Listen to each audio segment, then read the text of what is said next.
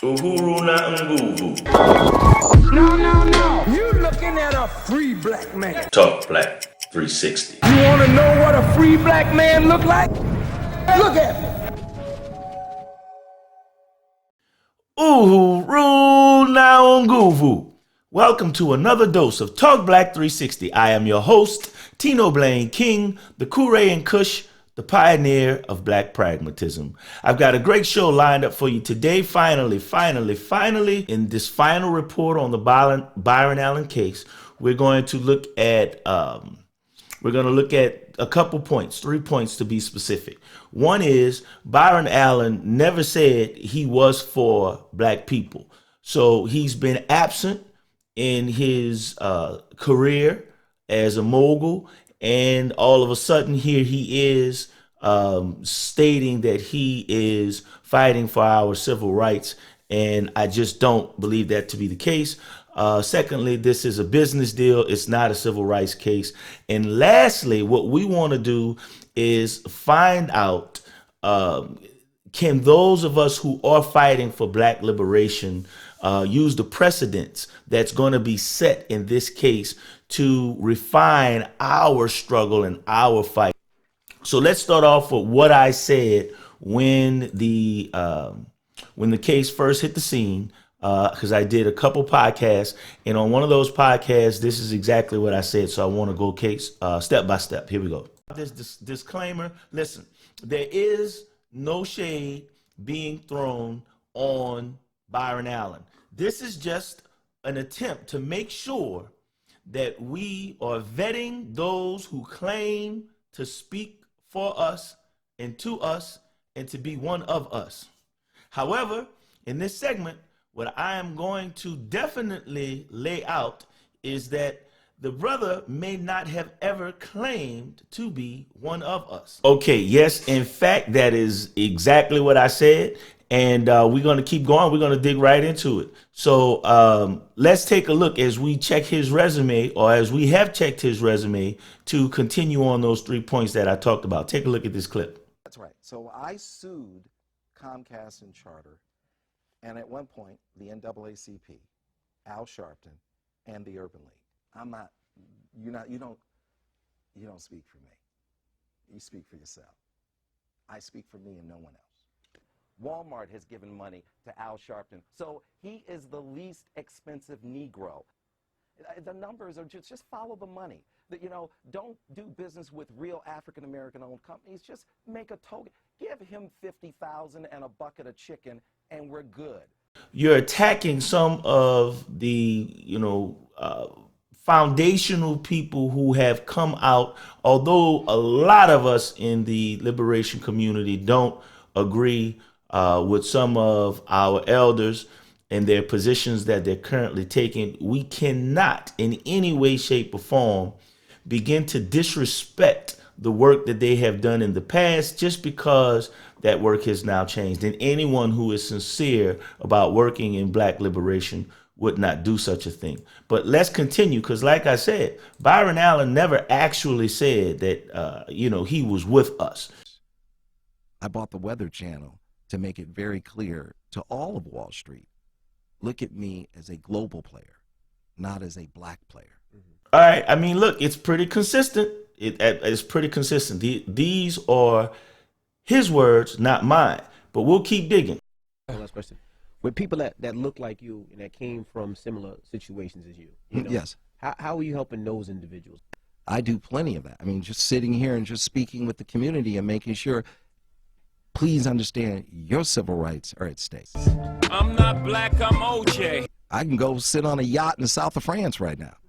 I'm not black, I'm OJ. But I'm sitting here saying we deserve better, we can be better, and we can do better, and here's how we come together. Okay, so as you can see, in that first interview with the Breakfast Club, basically when asked what is it that you would relate to black people who look like you, and you saw his response. But remember, this is a very, very intelligent brother. He's very crafty, and he's a salesman by nature. So Later, after the Supreme Court case came out, or after it was heard, he interviewed with Roland Martin. And as you can see with this interview with Roland Martin, he did find that his answer might have been, one of his weak points in his sales pitch. So he refined it a little bit. Let's take a look. I had folks who reach out to me. Yeah. What do you say to people who say, Byron don't give a damn about black folks? All of a sudden, now he's pro-black? What do you respond to those critics? Because they're there. And be there. And you should be there. But you should also be there with everybody, including your so-called civil rights organization. Take me out of it. You can say whatever you want to say about me. And I can't control what you say about me. This is not about me. This is bigger than me. This is, what are you going to do to protect your civil rights? What are you going to do to protect your civil rights? So when your critics say this is Byron trying to enrich himself. No, but I want to speak to that. Go ahead. But I wanted to give the answer that I think is the healthy answer. Don't get into Byron's this, not black enough, black here, wasn't black there, blah, blah, blah. That's all nuttiness, okay? This is not about that. This is about what are you going to do about your civil rights. Now let's look at my company, right, and my resources, and look at what I've done. I could have used my resources to do a lot of things. But what did I do? First thing I put on is a Monday through Friday show. I put on 6 judges, 6 of them, daily, for an hour. Judge Ross, Judge Karen, Judge Hatchett, Judge Maybelline, Judge Christina Perez. 5 hours a day, black and brown people, as judges, running things. That's an amazing image, right? What's a better image than sitting there on the court and running things? 5 hours a day. I invest millions of dollars, hundreds of millions of dollars to produce, distribute, and promote those images of African Americans. Okay, so he did clean that up a little bit. For me personally, I don't buy it. So now I'm, the type of things that that are considered to be giving back, considered to be philanthropic. He's not using any of those things to warrant his connection to the black community, although better than saying I'm talking to you, as he mentioned in the Breakfast Club case. He gotten a little bit better with that, and he's saying now I'm giving you these images of black success. But even then, he's telling you about judges. Of course, yes, they do have 4 black judges in that lineup, 2 male, 2 female. But then there's also, I believe, a Hispanic and a Caucasian judge in that lineup as well. And he's curbing that statement by saying, I'm giving you black and brown people. There's that universal language that we have to be careful of. And ultimately, I think what this establishes, again, is that, the brother really just does not connect himself to what we realize as the struggle. And if you followed any of my podcasts, I break down the 2 distinct differences in those of us who do connect to some type of black struggle, as one group feeling like America is the best way for us to go forward, which I know that's probably the majority of you, and those of you who are out there that feel that way. It's not a wrong way to feel, but there are some indicators in that thought process that just tells us that's never going to manifest, and there's no way that it can manifest. So we have to start looking at some alternative means. So in alternative means, we look at brothers on the opposite side of that coin who say what we need to do is build for ourselves. We need to be self-reliant. We need to begin to fund our own institutions, fund our own infrastructure, so that we can begin to create generations of mentalities that solve these problems for black people. And, just to be honest with you, although because this case is what it is, and Byron is speaking to it now, I can't see any indications or any indicators that says that he's connected to any struggle of independence for black people. To me, what it looks like is he thinks America is the best way forward, and all he wants is a better position on the American stage. Now, I know what a lot of you are saying. What does this have to do with the Comcast case? It has a lot to do with the Comcast case because this case has been narrated and positioned as if it was a civil rights case, and it is anything but that. This case is really a situation of two companies, two business entities that are in a commercial negotiation, and one of those companies happens to be supposedly black owned, and that black owned company is crying foul because they're not able to get what they want.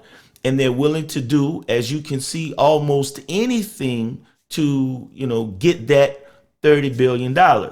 So now let's transition a little bit. I think it's safe to say that, from what we've heard Byron say and how he said it, look, he's not a liberationist of any sort. He's not, a revolutionary or an activist. Byron Allen is a businessman, and that's great because we need businessmen in our or on our team. But there's different ways that we have to deal with businessmen.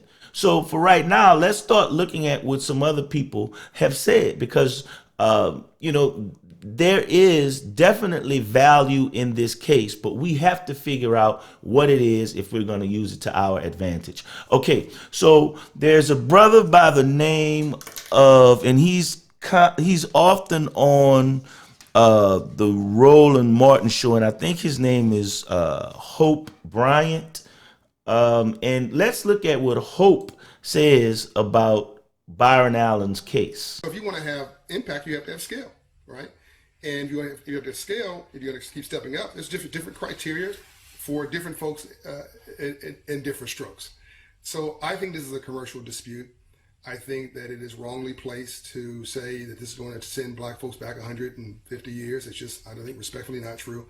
Why? Because there's already a Kathy Hughes, there's already a Bob Johnson, there's already a dozen companies that you can cite that have done business with all these companies, including Comcast. So if race was the only issue, then none of them would have done a deal. How are they doing a deal and somebody else isn't? Maybe it's product, maybe it's content, maybe people just don't like them, maybe they don't like the way he does business. I don't know. It's not my bill, but that's just a commercial dispute. Don't drag the entire black culture into this dispute. Okay, so later what you'll see is, Byron discredit that statement. But basically, you'll find that what Mr. Bryan is saying is actually a correct statement. But we'll give Byron the opportunity, to refute what Mr. Bryant is saying.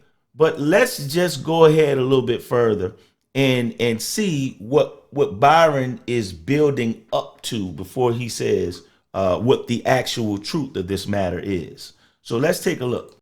We're going to go to the federal court. So we go downtown, Comcast, $20 billion, Charter, $10 billion. And we had a judge, African-American judge.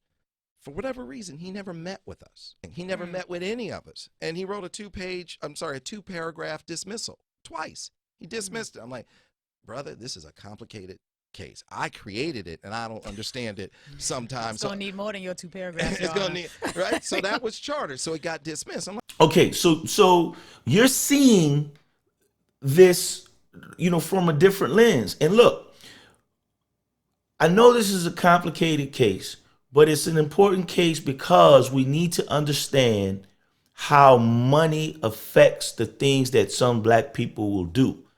And there's a definite level of deception taking place in this narrative.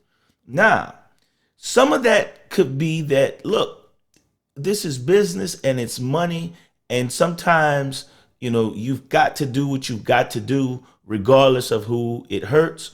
So I'm not claiming that is what Byron is absolutely doing. But I am saying that there is more evidence to that reality than some other. So let's just go ahead and continue to look at this case as it unfolds. And then lastly, what we'll do is see if there's some salvation where those of us who really care about what black people are doing and how black people are going to advance, we'll see if we can do something with this case and bring our situation further. Now, if you don't come to us in a racist way and you don't look at us like a bunch of monkeys looking for a banana, then you do it the same way you do it with all white people. You just pay them. No, you settle it up. You settle the case, and then it's dropped. Right. And so they didn't come Settle to means it. There's no offer of a settlement. Pay it. Whatever it is, you settled up. Okay, so there you go. Now the truth is starting to come out. You wanted to get paid, rightfully so. But what you hadn't illustrated before, and what you aren't illustrating, is that this back and forth is just litigations in a commercial case. There is still not a civil rights component that would put the black culture in some type of peril, or would have to be subjected to some type of loss if Byron was to win or lose the decision to move forward. Now, a lot of you have argued me, but you text me. I've gotten phone calls. I've had DM messages. People have argued with me on my post. Well, you don't know what you're talking about. Byron Allen won the case and blah. As I said, it is a complicated case. And what I want people to understand is he did not win the case. The Ninth District Court did not award Byron Allen or his company a judgment that he was right in his complaint. What happened was they said he would have the right to continue. And I'm going to play a clip of that for you in just a second. But before I do that, I want you to understand, because in business, there's always a money motivator. And I think it is important for us to at least try to read into the psyche of the brother so we can figure out, if there's salvation there, because I'm not ready to say that he's just a horrible person and that he's trying to hurt the black community. I think he's just got that European mindset, and money is the best thing since sliced bread. So let's look at this Weather Channel situation. This is where this case gets very telling. Take a look. The Seventh Network, and then a buddy came to me, and a guy who satellited my networks. Success begets success. And he came to me and he said, can we have dinner? And I said, sure. And we sat down. He says, you don't realize this. Before I was the CEO of this satellite company that satellites our networks, he said, I used to be the chief operating officer of the Weather Channel. And he said, you should buy the Weather Channel. He goes, I know you don't think about the Weather Channel in LA because it's always 80 degrees and sunny, but it's a great business and it generates hundreds of millions of dollars. And the people who own it just don't want to own it anymore because they're in a partnership, a three-way partnership. It's Bain, it's Blackstone, and it's NBC Universal. And they want to get out of the deal. And I said, okay. And he started talking about it. And I said, okay, let me get into it. We got into it. And I said, you know what? I'm going to buy the Weather Channel. And I called a guy up and I said, we have an opportunity. We have an opportunity to buy the Weather Channel. And I said, it generates quite a bit of capital. And I need $310 million. Oh, so you didn't use your own money? I didn't use my own money. Oh, okay. I borrowed it. Okay, again, so how we brought this out in one of the previous podcasts, look, poor people are confused when it comes to money.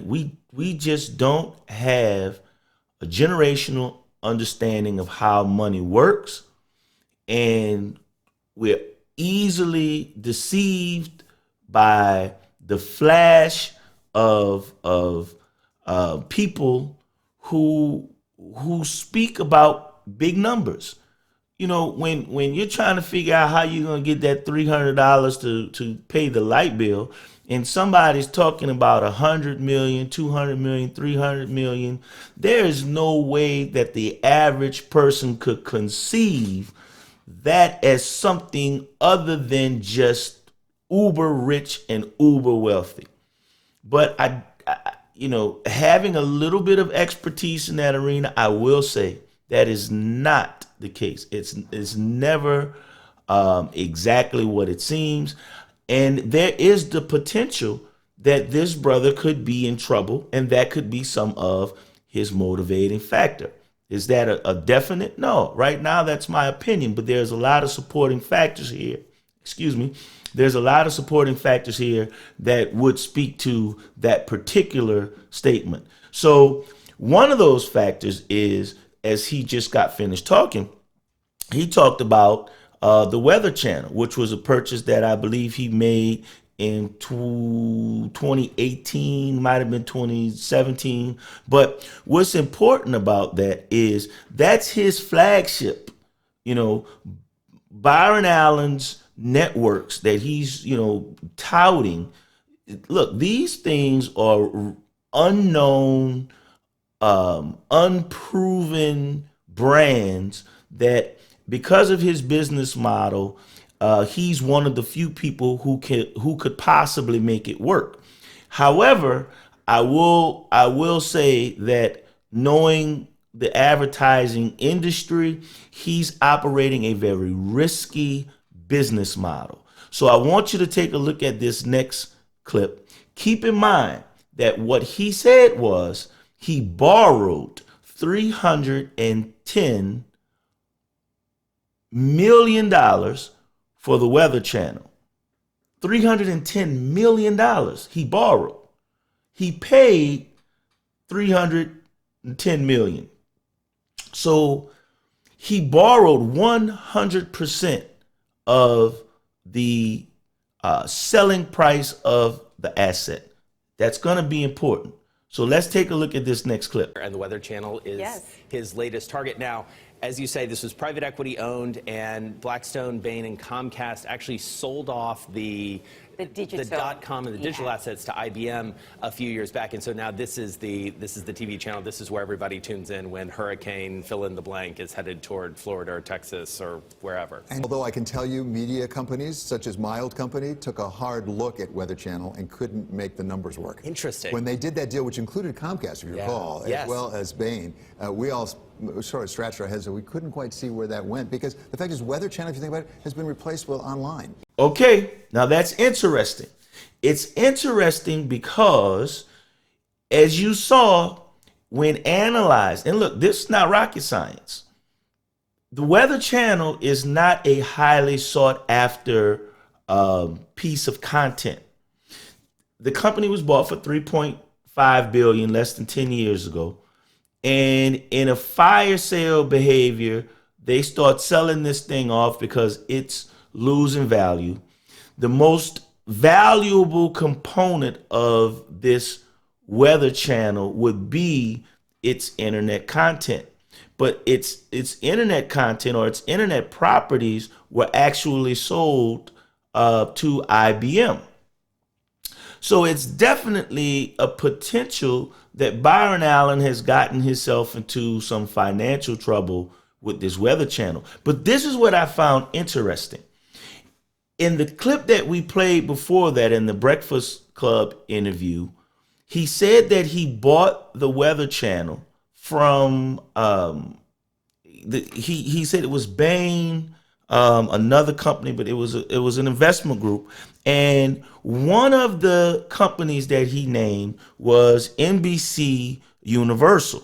Now, what's interesting about NBC Universal is NBC Universal, at the time that he made the purchase of the Weather Channel, was not known to anyone, or was not referred to by anyone as NBC Universal.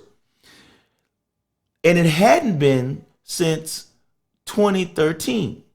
And if his friend, as he said, who encouraged him to buy the Weather Channel, knew that, then it's interesting that he wouldn't know that. Or did he? And why am I bringing up that point? Because NBC Universal, as of 2013, is completely controlled by Comcast. Now, why would you leave out some, pertinent information like that in your story that you're breaking down to Charlemagne and DJ Envy? You know that company that you are litigating against sold you one of their assets. And there's something fishy about that. And I think that is worth sitting back and waiting for the details to come out, but it's definitely a note for us to just hold in the background for now. But anyway, let's continue, and then we'll wrap this up shortly. So with all of the stuff that's going on, you'll see that in the interview with Roland Martin, Byron finally makes his final disagreement with Mr. Bryant. Take a look. Listen, I would be the first to say, don't bring this civil rights statute into the United States Supreme Court. And I didn't. Comcast did. They decided to challenge that statute and how it was used and how it was applied. You filed a lawsuit based upon using the statute. They are the ones who said, we're going to go after the statute, eviscerate it, and dismantle it. And I disagree with him.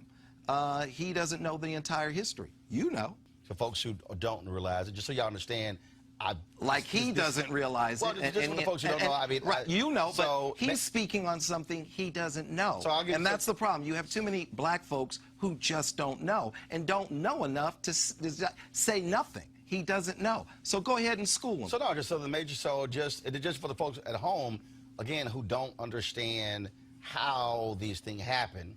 And that's one of the reasons why a lot of the cable systems have equity stakes in the cable networks. That's right. Because they essentially said, in order for you to get carriage, we got to get an equity stake in your company. And what happened with Comcast and TV One? So yeah, Comcast did that, and then eventually TV One did a debt buyout. First did a buyout. But Comcast owned a major piece. Comcast owned about 40% of TV One. Of TV One, and TV One bought them out. Took on about $1 billion in debt. Took on a lot of debt to buy them out. Right. Okay, I would be the first to say they never should have owned one piece of that network. It was African-American targeted, and it was African-American owned. And that company took on crippling debt because of how Comcast was predatory towards them. Now, if you simply look at all the money they pull out of the black community and what they don't do with us, then that's what I'm saying. Mr. Bryant, he doesn't know what he's talking about. He is ill-informed. And that is a great example because you and I know the real DNA of TV One, that Comcast said, if you want to be on our platform, we have to own 40% of you. And then they had to take on a great deal of debt to buy that 40% back. With all of that, I think we would at least be able to conclude that Byron Allen feels like Comcast is not a good corporate citizen. But what I'm suggesting is Byron Allen is no more concerned about Comcast being a good corporate citizen than he is concerned about civil rights of black people. I think what he's illustrating is exactly as he has said. He wants a seat at the table. He doesn't want to be considered as the black player in the game. He wants to be considered as a global player in the game. He does not consider himself he does not consider himself to be aligned with a lot of the situations that I think black people suffer. These are not my conjectures. These are basically the words that he has put out for himself. But with all of that, you would think that his final statement or his purpose would be to destroy Comcast because they're doing so many horrible things in the black community. That only makes sense to me. And I know it makes sense to you. You would think that that would be his position. However, his position is quite different. Take a look. That's what this is. Yes, it started as a commercial dispute, but they, Comcast, escalated it to a civil rights dispute because I never would have challenged. And I told him, I said, don't do this. Now, here's the thing. I don't believe we should boycott Comcast, and I don't believe we should dismantle Comcast. So you shouldn't boycott Comcast. You shouldn't dismantle Comcast. What do you want to do? You want Comcast to pay you. You don't really care that Comcast is taking money out of the black community and not putting any monies back. Because if that was the case, you'd want to destroy him. But if you destroy Comcast, where are you going to get your money from? Where's the lawsuit going to be paid from? So what you really want is a seat at the table and you want more money. Perfect. Not a problem. What I would suggest is when you get the money, if by some chance you're able to proceed with this lawsuit and not have it thrown out, and also you're able to get some grand amount of money, give some to the black community, do different than you've done in the past. And hey, I'm willing to overlook it. I'm sure a lot of people are, because one way or another, they really, really have no interest in your personal business. However, when you start to say that the personal business and the dispute that you have in this commercial issue has to do with civil rights and setting black people back 100 years to stir up those emotions, that's disingenuous. So we can't endorse your behavior on that. However, black man gets rich. Hey, I'm never going to be the one to be mad about that. But more importantly, my interest is building something of black empowerment. And in that event, I want to take a look a little bit more specifically in about these last couple minutes on what have we learned from this case and what can we use moving forward. So here's what we saw. The dispute in the case is right now, it's at the point where they're saying the but for or the motivating factor. And of course, the but for clause, causation is the higher standard of proof. It's a higher burden of proof that Byron and his team would have to come up with. And Comcast is saying that should be the standard for him to go forward, since it's been thrown out of a couple of courts before. And then from listening to the Supreme Court case, sounds like they may even vacate and then send it back into the lower courts and let them handle it from there. They don't even sound like this is a significant case for them to be hearing. Okay, the other thing is there is a precedent in this case where the burden of proof shifts. So whether Byron wins or doesn't win, there's a precedent, or there are precedents that are in this case that says that in some cases the burden of proof is but for, and in some cases it is or has to be the motivating factor. So all of those things are part of the complexities of the case. But here's where it becomes interesting for us in the what I would call the Black Liberation Movement. Byron has reached the ceiling of conspiracy, because in the deliberations in the Supreme Court, what I heard was a very difficult time of the justices trying to make rational sense of this true civil rights act, which basically says that in contracting, black people should be treated equal or the same as white people. Now, what's interesting about that is, as they try to verbalize it in this case, it became obvious in their language that that is just an impossible scenario. And I think what Byron has done is he's opened up this discussion that starts to get people to recognize that when we're looking at what he's calling economic inclusion, that this is as people push back on the Supreme Court's decision, this is where we can start making arguments as much as reparations, as much as the complete system of racism that we're trying to overcome.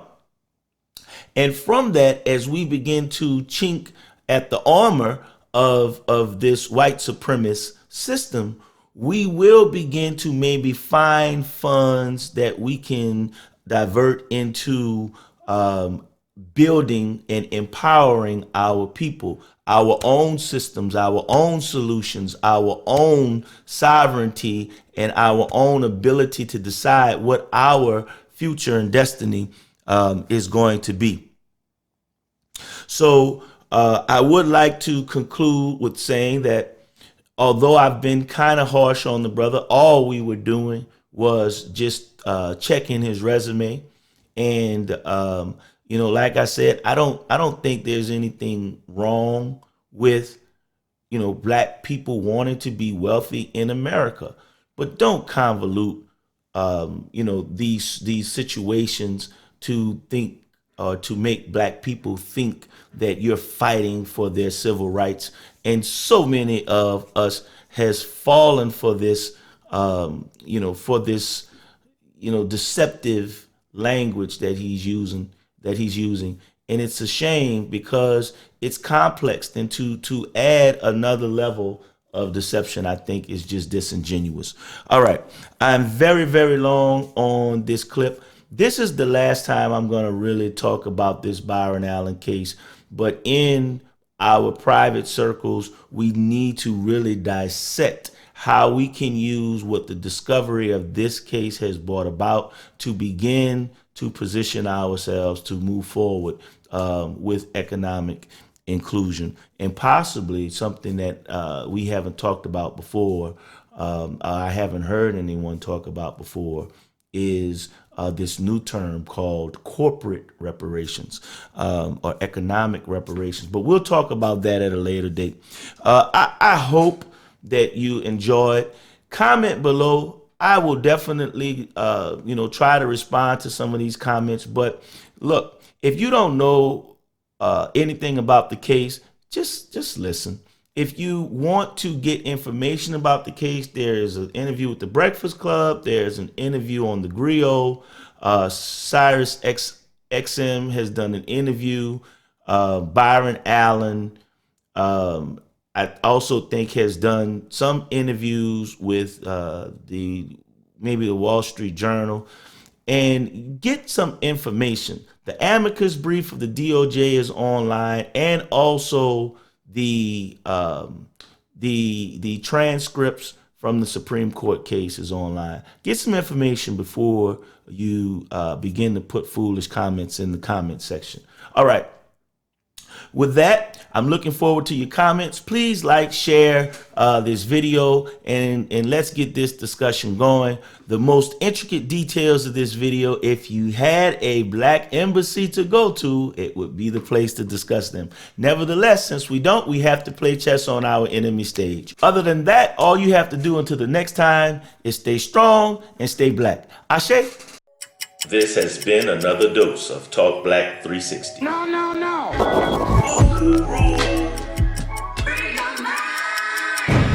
You will never be enslaved again by no man.